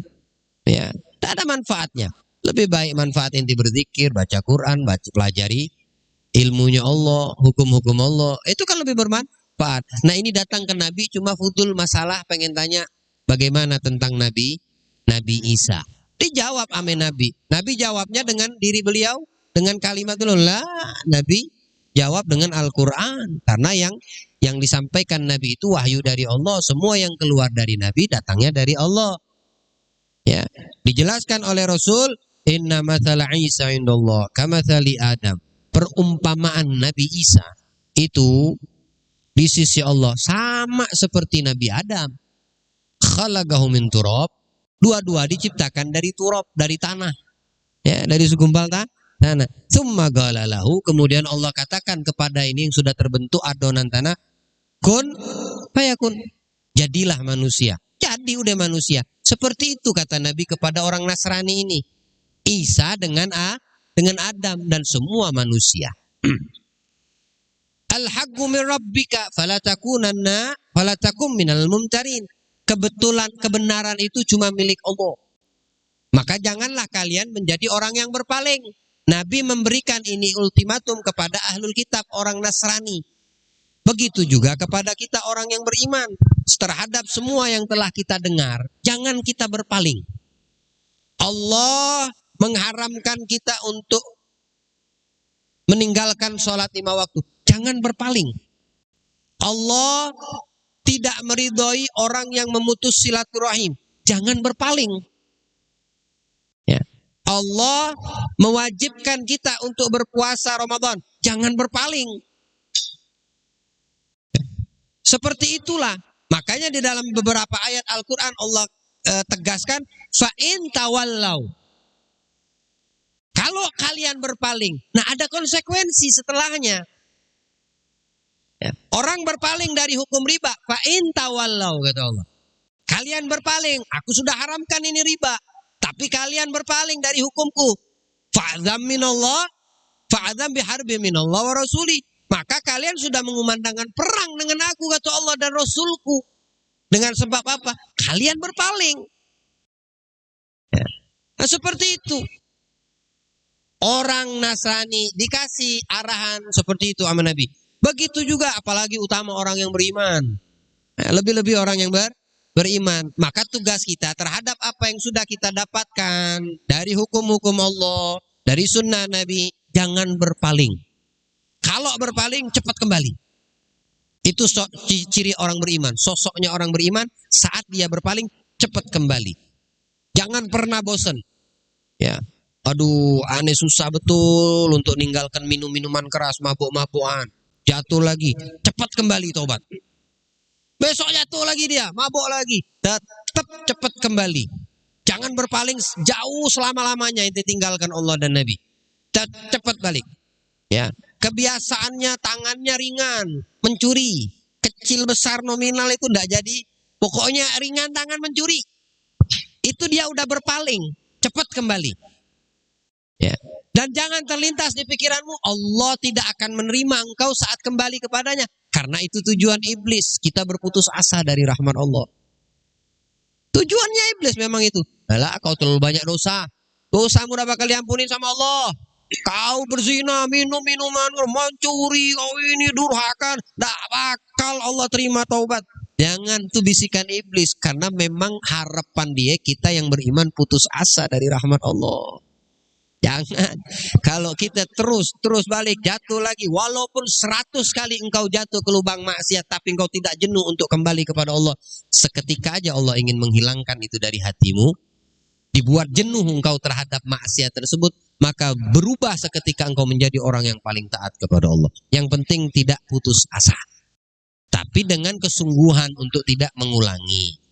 Ya, tiba-tiba terjatuh tanpa disengaja ke maksiat lagi, tetap kita jangan berpaling, kembali kepada Allah Subhanahu wa taala. Inilah didikan Nabi kita Muhammad sallallahu alaihi wasallam. Faman hajaka fihi min ba'di ma ja'aka minal ilm faqul Ya, kata Allah Ta'ala, barang siapa ada yang datang kepadamu ya Muhammad, ya, dan bertanya tentang ilmu, ya, tentang apa yang ingin mereka ketahui, maka katakan kepada mereka, ketika mereka tidak mau mempercayai, berpaling dari apa yang telah kau jelaskan, katakan kepada mereka, ta'alau nad'u abna'ana, ajak mereka untuk bawa anak-anak mereka, wanisa'ana, bawa istri-istri mereka. Maksudnya Allah bilang ke Nabi Muhammad, ya Muhammad, kalau udah mereka kau bacakan ini, mereka berpaling, mereka tidak percaya, ajak suruh mereka punya anak, ahli kitab ini, bawa istri-istri mereka, bawa anak-anak mereka, bawa diri mereka, summa nabtahil, kemudian adakan mubahalah. Tahu arti mubahalah? Mubahalah itu saling satu sama lain bersumpah untuk menunjukkan siapa yang dusta di mata Allah. Ya, orang yang bermubahalah ini untuk menunjukkan siapa yang betul, yang berbohong di mata Allah. Itu makan laknat Allah sampai hari kiamat. Orang yang bermubahalah ini. Dan hati-hati dengan kalimat mubahalah ini. Perintahkan kata Allah seperti itu. Akhirnya apa? Nabi Muhammad sallallahu alaihi wasallam fanaj'ala la'natallahi 'alal kadhibin. Maka laknat Allah akan diberikan kepada orang-orang yang dusta. Setelah mubahalah, Nabi bawa putri beliau Fatimah Az-Zahra, bawa cucu beliau Al-Hasan wal Husain, digendong. Dan Nabi bawa menantu beliau Imam Ali bin Abi Thalib. Dalam riwayat tidak bawa Imam Ali bin Abi Thalib. Untuk mendatangi orang-orang Nasrani ini, diadakan mubahalah. Ayo, apa yang kusampaikan terhadap pertanyaan kalian terhadap Isa, semua itu betul atau tidak? Kalian berjanji mau beriman kalau sudah aku jelaskan dari semua yang kalian tanyakan. Sekarang sudah aku jelaskan, kata Rasulullah SAW. Ya, kalau kalian tidak percaya, ayo kita ambil sumpah, kata Nabi. Kalian bawa istri kalian, bawa anak-anak kalian, bawa diri kalian, kita mubahalah. Yang berdusta dengan ucapan kita, dia akan termakan laknat Allah. Dan mereka orang Nasrani tahu dengan mubahalah itu apa. Dan konsekuensinya juga mereka tahu. Karena di kitab sebelum Al-Quran sudah dijelaskan. Lalu apa pendapat daripada pemimpin daripada Nasrani? Dia mengatakan, sa'aba ra'isu fudihim, menolak. Ya. Namanya Syurahbil bin Wada'ah, pemimpin 60 Nasrani ini ahlul kitab. Ketika diajak mubahalah disuruh Allah, Muhammad ajak mubahalah. Untuk membuktikan siapa yang dusta, mereka atau apa yang kau sampaikan barusan dari firman dan wahyuku. Syurahbil bin Wada'ah mengatakan, hati-hati kalian. Maksudnya kepada pengikutnya ini. Jangan main-main sama mubahalah. Dan jangan terima kalau Muhammad ngajak kalian mubahalah. Bahaya itu. Tahu, takut. Tapi memang hidayat. Hidayat dari Allah itu bukan sesuatu yang murah.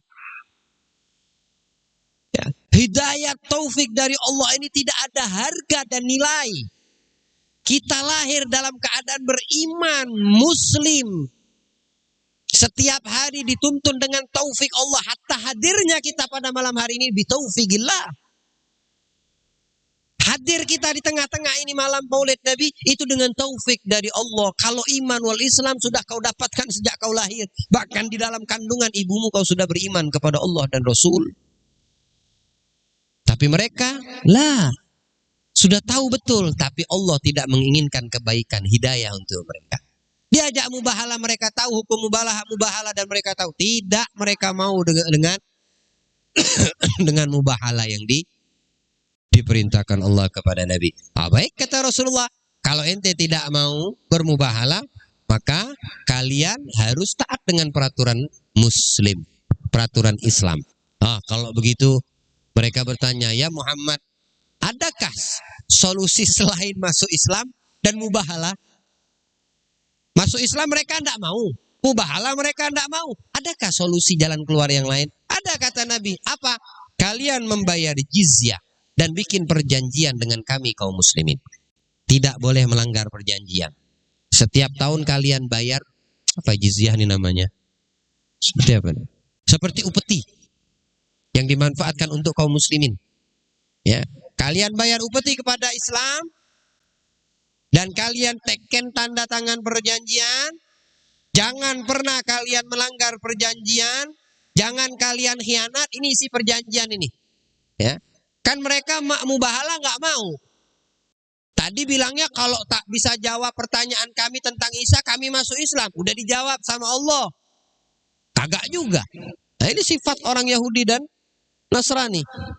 Lain di mulut, lain di hati. Beda dengan orang yang beriman. Yang di mulut, yaitu yang di hati. Ya. Kalau orangnya beriman, yang di mulut, lain di hati, dia tidak dikatakan Nasrani wala Yahudi, tapi dikatakan munafik. Ada juga lagop dan gelarnya untuk orang yang beriman, ya, yang mengucapkan 2 kalimat syahadat, tapi memiliki wasful munafik. Ada. Tidak boleh katakan kafir, tidak boleh dikatakan Yahudi, tidak boleh dikatakan Nasrani, ya, karena dia masih mengucapkan 2 kalimat syahadat. Tapi ada nama yang diberikan sama Allah, munafik. Bahkan diabadikan di dalam Al-Quran, salah satu suratnya namanya munafikin. Allah beri pemahaman untuk kita. Yang berikut janji tak boleh khianat, kata Nabi. Yang terakhir kata Rasul, la ya'kulur riba. Tidak boleh makan riba, kata Nabi. Nah, makan riba ketahunan kalian sudah mengingkari janji. Karena mereka tahu hidup mereka ini kayaknya memang hasilnya dari riba. Jangan kita terpengaruh dengan riba. Ya, tidak boleh ada unsur riba, apalagi untuk niat baik, tujuan dan maksud yang baik. Tidak boleh ada unsur riba yang bisa merugikan, apalagi yang memecahkan, yang mengangkat dan menghilangkan keberkahan. Itu jangan sampai, dan kita jangan termanipulasi, jangan tertipu, jangan tergesa-gesa, jangan kita terprovokator dengan tawaran-tawaran yang menarik, tapi kau telah mengumandangkan perang dengan Allah. Yang kau dapatkan tidak seberapa, tapi laknat Allah sampai hari kiamat akan kau dapatkan kalau kau tidak pantangan dengan masalah riba ini. Ini lihat perjanjian Nabi terhadap ahlu kitab. Yang terakhir kata Nabi, gak boleh makan riba, gak boleh berurusan sama riba. Karena Nabi tahu riba ini penghancur. Ya, riba itu penghancur. Dan Nabi tahu mereka tidak akan beriman. Diajak mubahalah kagak mau, gak berani.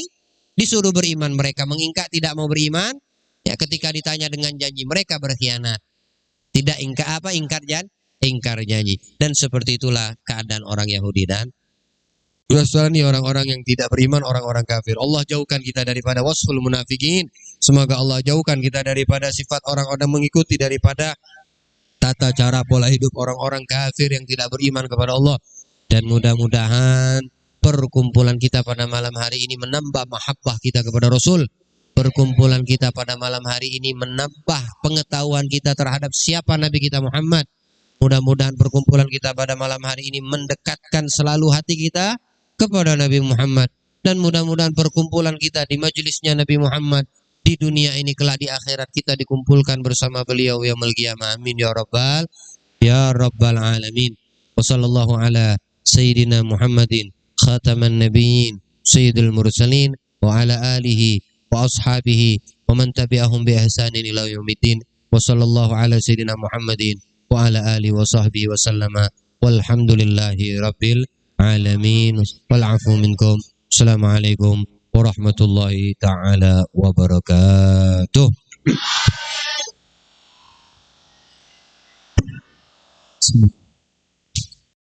Ya Rabbu ya Karimu,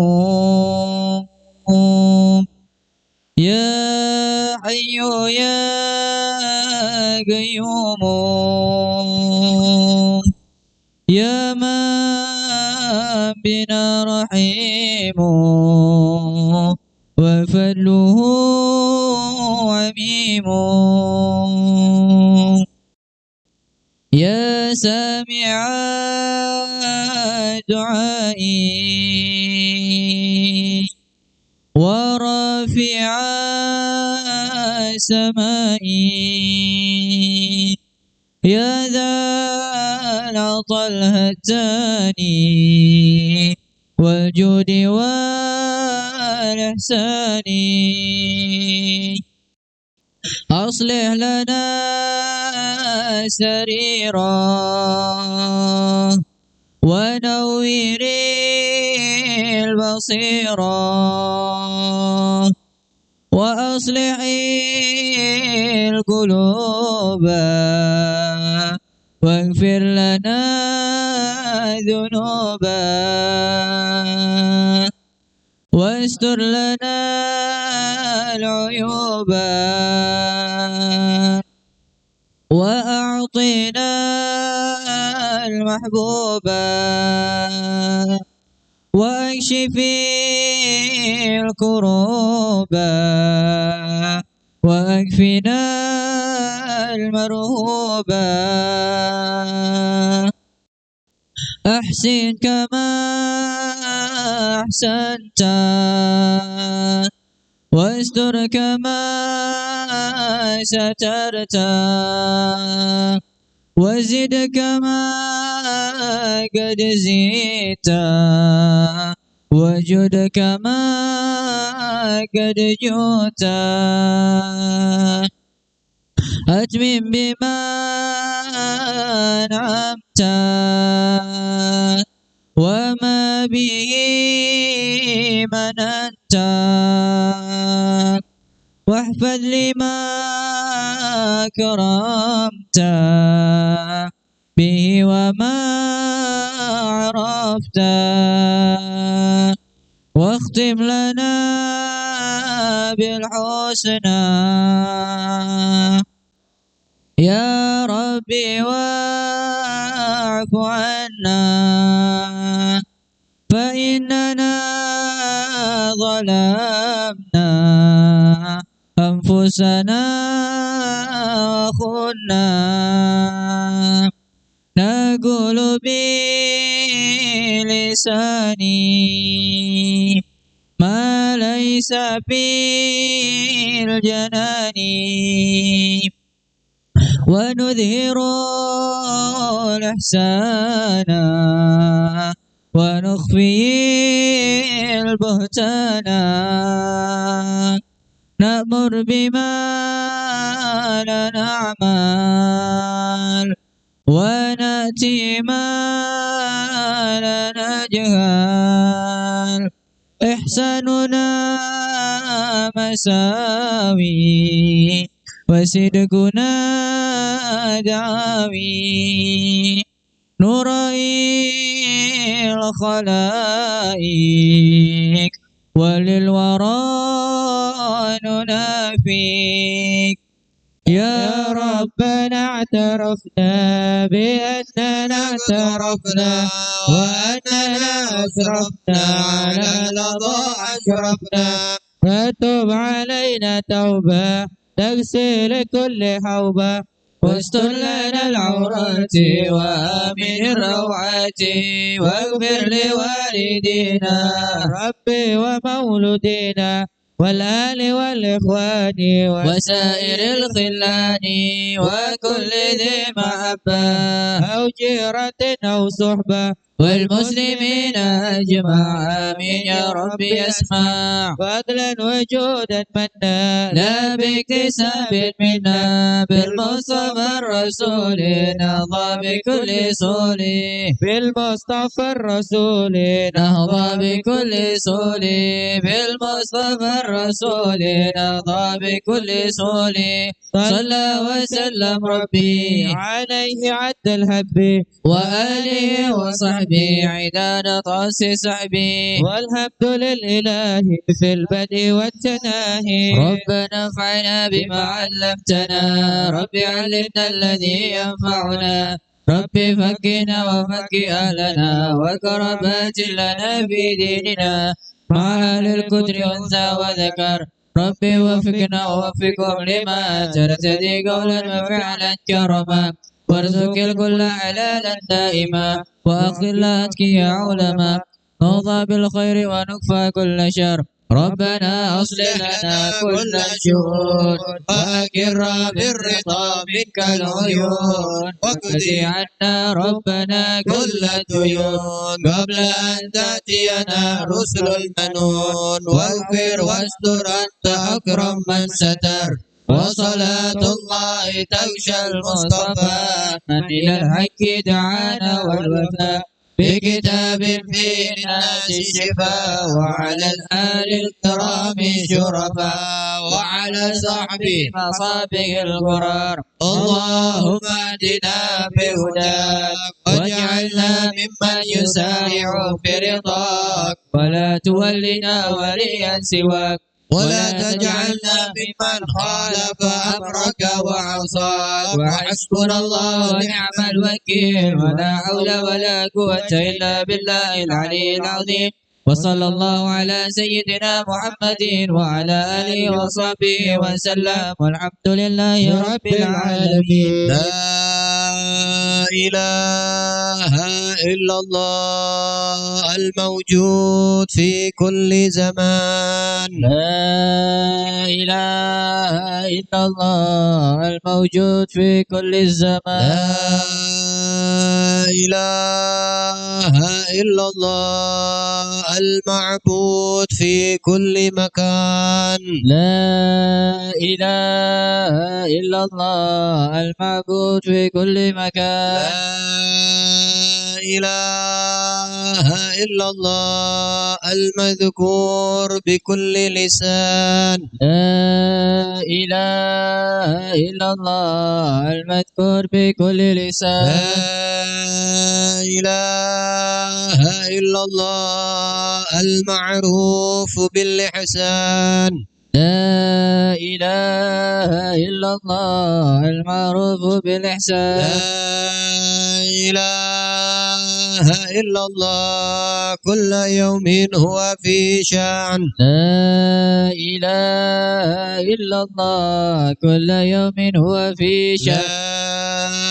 إله إلا الله الأمان الأمان لا إله إلا الله الأمان الأمان من زوال الإيمان ومن فتنة الشيطان يا قديم الإحسان كم لك علي من إحسان إحسانك القديم يا حنان يا منان يا رحيم يا رحمن يا غفور يا غفار اغفر لنا وارحمنا وأنت خير الراحمين وصلى الله على سيدنا محمد وعلى آله وصحبه وسلم والحمد لله رب العالمين الفاتحة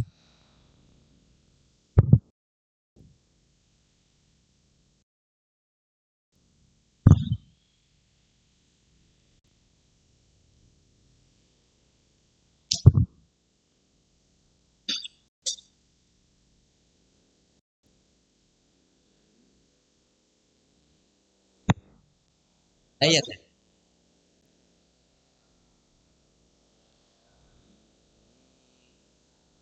ya. Amin.